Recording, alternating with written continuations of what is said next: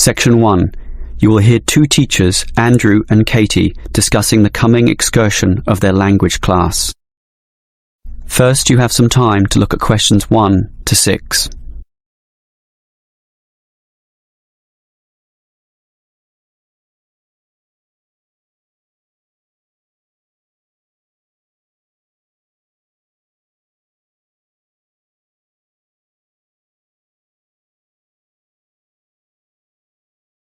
You will see that there is an example that has been done for you. On this occasion only, the conversation relating to this will be played first. Well, we have this school excursion plan, but when exactly is it? Is it this Tuesday or Wednesday? Well, it can't be Tuesday with the English tests taking place. Ah, right, not Tuesday but Wednesday. That's right, all day Wednesday, taking a bus outside the city. The excursion is on Wednesday, so Wednesday has been written in the space. Now we shall begin. You should answer the questions as you listen, because you will not hear the recording a second time. Listen carefully and answer questions 1 to 6. Well, we have this school excursion plan, but when exactly is it? Is it this Tuesday or Wednesday?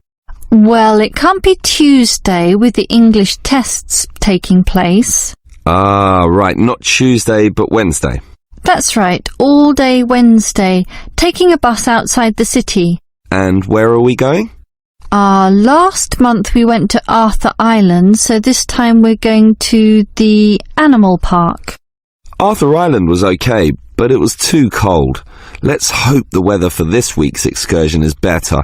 I don't suppose animals care about bad weather, but I certainly do. Have you heard the forecast? Yes, and it's not too bad. Basically, they're saying Monday will be sunny. Good. But then the weather will change. Not so good. Yes, Tuesday we'll have some showers, but by Wednesday, the day of our excursion, it will be, well, their words are cold and cloudy. Cold and cloudy. Well, as long as it isn't wet and rainy, I'm happy enough. We won't need umbrellas, just warm clothing. And what time will we get there? Let's see, the bus picks us up at 8:30 a.m. and then it's an hour and a half on the road, so we arrive at 10 a.m. Sorry, with the 15-minute break, that will actually be 10:15 a.m. That's early enough. Then all our students can see the animals, have their fun, and do whatever they want to do. Well, one fun event planned that day is Birds of Prey. What's that? That's when they bring out several birds of prey, eagles, falcons, kites, those sorts of birds, and throw pieces of meat into the air, and the birds swoop down and eat them. It's quite impressive. Sounds great. Birds of prey. Are there any other activities? There's a catered lunch at the park restaurant. We've already paid for that. And in the afternoon there's...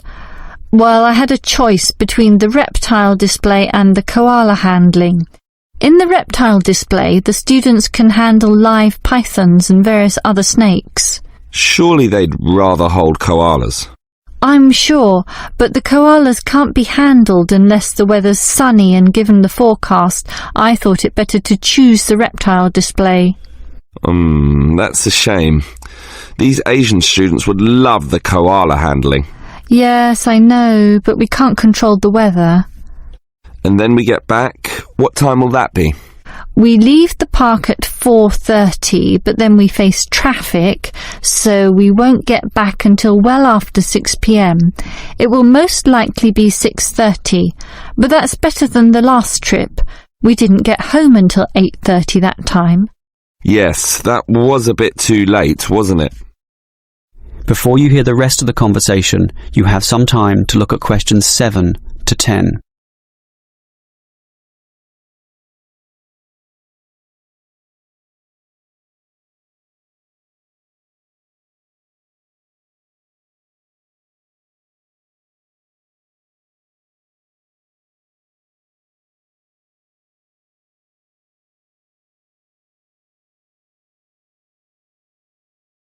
Now listen and answer questions 7 to 10. Andrew, I understand you've been doing some research regarding the breakdown by nationality of our student body. That must have produced some interesting results. You're right. I got some statistics from head office.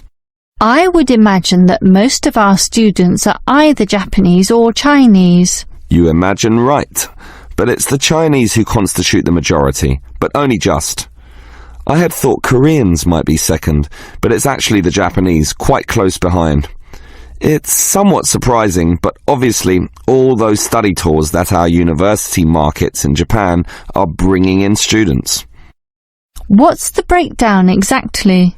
Japanese are a quarter of the whole, which is considerable. Last year they were only 16%, so that market has grown nicely. The only other proportions of some weight are the Indonesians and Koreans, about the same. Indonesians at 15% and the Koreans are a little higher, not like last year when they were less than 10%. I thought we'd have more Indonesians than Koreans. Well, as I said, they're about the same. Just like the Saudi and Thai student numbers, almost the same also, both just under 10. Which one is bigger? Thai students number just a fraction more.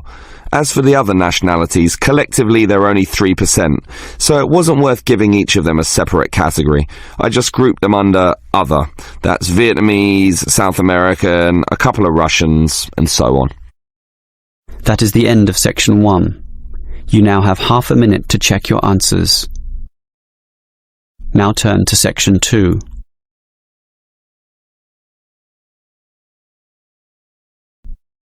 You will hear a representative from Easy Travel Travel Agency explaining to some customers the benefits of her company. First, you have some time to look at questions 11 to 15.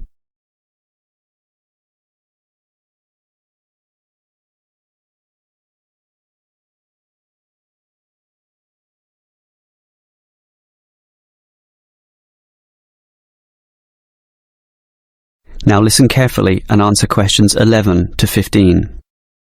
Hello everyone. Now you're here because you're interested in travel, right? And you're in the right place. For Easy Travel we have the best deals for the best locations. We specialize in eco-travel, or holidays designed to get you amongst nature, ignoring the hustle and bustle of big cities. So whether you want to hike in Nepal, as many people do, or follow some jungle paths in the rainforests of Queensland, we can give you the best deal. If you look at our office here, you'll see our overseas consultants. That's for trips overseas, obviously, to Europe, to North America, but primarily for the Asian market, which is generally more popular in this part of the world. Most people like that touch of the Orient, right? But they also like the domestic market, since this country offers its fair share of beautiful natural vistas. What about the deserts, anyone? What about some striking red rock gorges? Then talk to our domestic consultants, who can arrange anything you want. But they deal with the accounts in the morning, so you'll need to talk to them in the afternoon. And remember, our office doesn't open at night, sorry to say. Now, around the outskirts and outer regions of this city, there are many beautiful places that you might not be aware of, and the advantages of these regional locations are many. Mostly by being closer, some of them can be done in a day tour. Yes, it's fast and convenient with none of those long-haul bus trips, which often leave you cramped and uncomfortable and stuffing heavy suitcases into luggage racks. But I should tell you about our buses, those that are needed for the somewhat more distant holiday destinations. They definitely do not suffer from those problems I just mentioned. We use the services of the famous Sleek Line Company, whose buses are known as the very best. Yes, they are big, yes, they are comfortable, but what makes them especially different is the personal attendant who accompanies the driver, ready and willing to serve you and ensure that your trip is the very best. So whether it's overseas or local, we can certainly give you what you want. Now, do you have any questions? Before you hear the rest of the talk, you have some time to look at questions 16 to 20.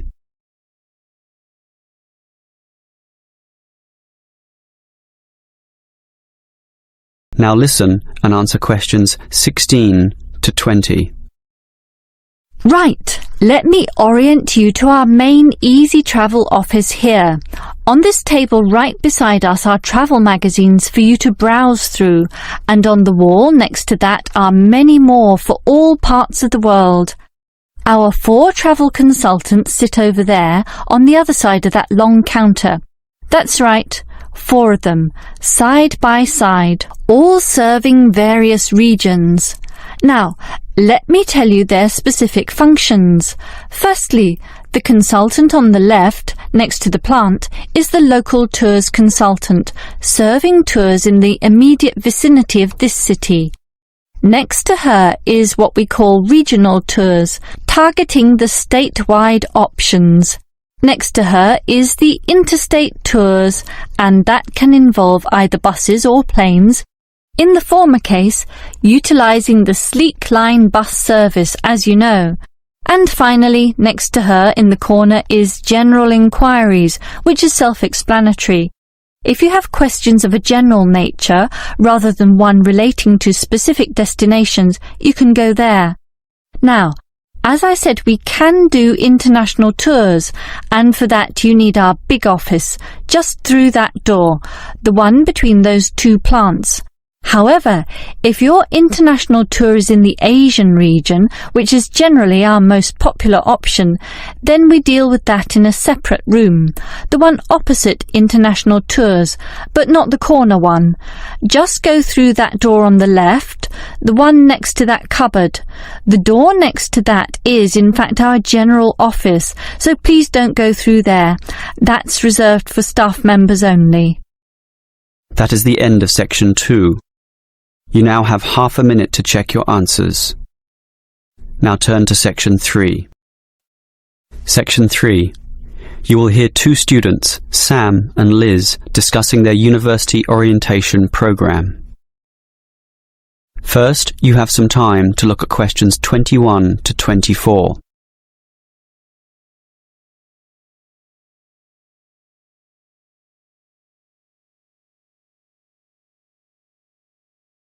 Now listen carefully and answer questions 21 to 24. Hi Liz, how do you feel about starting university here? A little bit nervous, but I'm confident I can handle it. This orientation program seems like it will help us a lot. Sure. I'm looking at the timetable here myself. It seems that there are choices available. I can see. So, what are you going to do Monday afternoon? In the morning we all have the opening lecture, but it looks like we have a choice later that day, as you said. Well, the careers lecture might be helpful, but I am interested in the uni tour. It's probably too early to be thinking of careers now anyway, and I want to know what's what at this new university, so I'm doing the tour. All right, I'll come along with you. Might learn something interesting. After all, we haven't seen much of this place yet, and we will be spending 4 years here. Tuesday is another full day too. In the afternoon there's a lecture about study skills, but that morning offers another choice. Library tour or student union induction? What do you think? I think the student union is very important, but we can go there anytime, right? So we should take advantage of the library tour while it's being offered. Maybe the week after, you and I can go to the student union. Library it is then. Now, Wednesday has a free session in the morning, but after lunch there's a choice between visiting the computer lab or attending a lecture on our legal rights. Well, law and rights are important, but computers are the basis of everything these days, so I'm going to the computer lab. Don't you think knowing our legal rights is equally, if not more important? We live in a very litigious and complex society now. Sure, but it's something we can pick up later, so let's leave that one out. Okay. Let me see the timetable. Thursday is a free day, and the week winds up with some celebrations on Friday afternoon. It looks like a fun choice too. There's either a barbecue on the main lawn or the dance. I never pass up the chance to eat something. What about you? If I can get a free meal, I'll take it any day, and I'm not good at dancing anyway. Well, that's that decided, right? Right. Before you hear the rest of the conversation, you have some time to look at questions 25 to 30.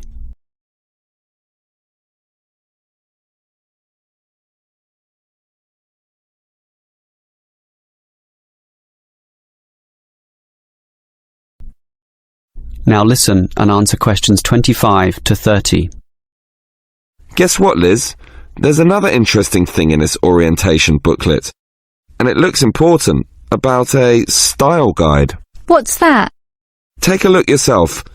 It seems to be a set of rules regarding how to present written work, essays and that sort of thing to the lecturers. They want a uniform style of presentation. I can see, so everything we hand in must have a header and a footer. A what?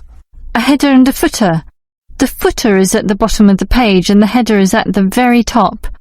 That's why they call it a header, you know, that little bit of writing giving details about the work. And they also want the word count. Why do they need that? I guess because the lecturers will specify the number of words they want for their assignment, and they want to be sure students follow this. And even the heading on the page has to be a specific dimension, 16 points and bold print and underlined. And subheadings are 14 points, and the font has to be Arial for everything. Yes, the main text is Arial too, as you said, and the size is 12 points, with the header and footer being slightly smaller at 10 points each. Well, it seems logical. The size of everything is in proportion to its importance, but why do they need the spacing of the main text to be 1.5? The header and footer are different. They're only single-spaced. Probably to allow the teacher to insert comments or corrections, or just to make it all more readable, I suppose. And we need wide margins on the left, right, top and bottom, probably for the same reason. Lots of space to allow the addition of comments. That's a bit scary, actually. It seems to assume we will be making mistakes. And look what they want in the header and footer. The header has the name of the work. Not the name of the teacher? No, the work, but surely the teacher's name must go somewhere. Ah, here it is. It goes in the footer. OK, I'd say this is all logical. If a page is lost, say falls to the floor, then with all this information it can always be traced back to the teacher involved. Right. As you say, all very logical. That is the end of section 3. You now have half a minute to check your answers.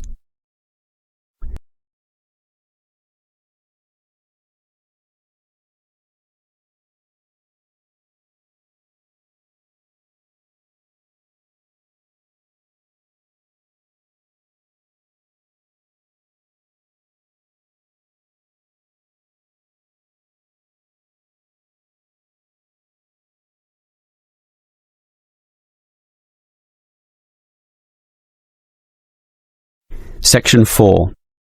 You will hear a lecturer discussing public parks. First, you have some time to look at questions 31 to 34.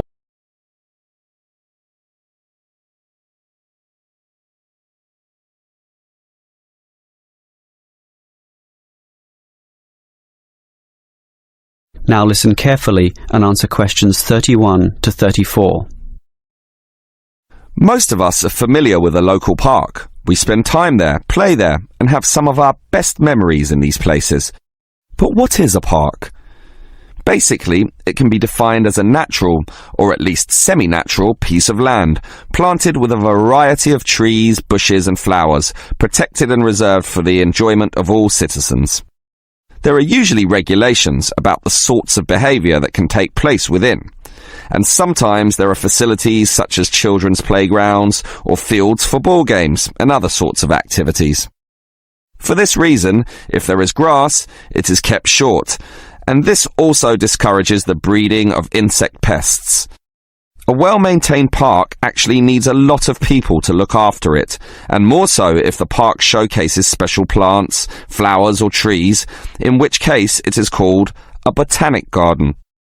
In complete contrast, if the park is big and remote enough, it is sometimes designated as a wilderness park, to be left completely alone and untouched, protected from all development in order to allow wild species, both plant and animal, to live undisturbed.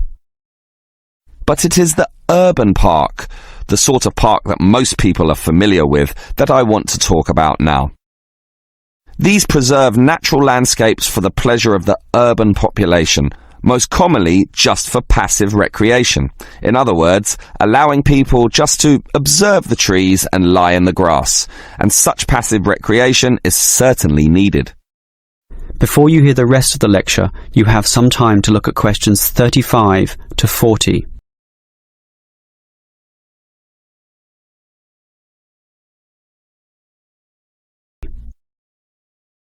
Now listen and answer questions 35 to 40.